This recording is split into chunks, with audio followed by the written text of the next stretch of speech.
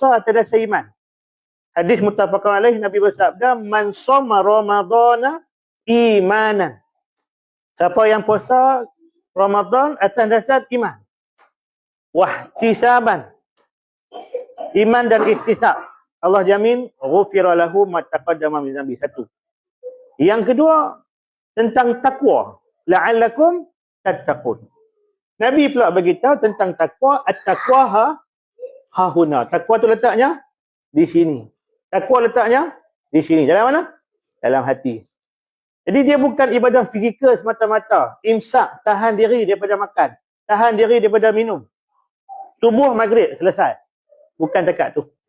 Dulu zaman budak-budak boleh lah. Satu hari puasa RM1. Sebulan dapat RM30. Lah RM30 pun budak tak pandang lah Ustaz. Kan? Boleh top up handphone lah. Jadi bukan takat tak makan, tak minum.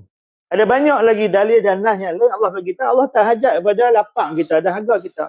Kalau kita tak tahan, kita punya mulut daripada cakap bohong, cakap kotor sepanjang Ramadan. Maknanya imsak tu, puasa tu, tahan nafsu kita. Syahwat kita, pandangan kita, mulut kita, hati, fikiran kita. Semua.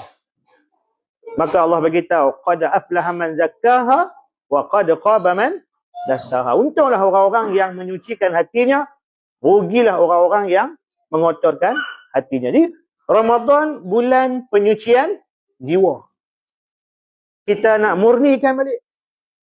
Kita pakai kereta, bila dah cukup mileage dia, kena pergi servis. Dah minyak hitam dah pekat, tak sampai mileage pun dah kurang mencik. Maknanya kena buat full overhaul. Kena tukar piston, tukar ring, tukar servis segala, overhaul terus. Macam itulah kita. Allah Ta'ala bagi 1 bulan dalam setahun, daripada 360 hari lebih, Allah minta 29 atau 30 hari lah puasa.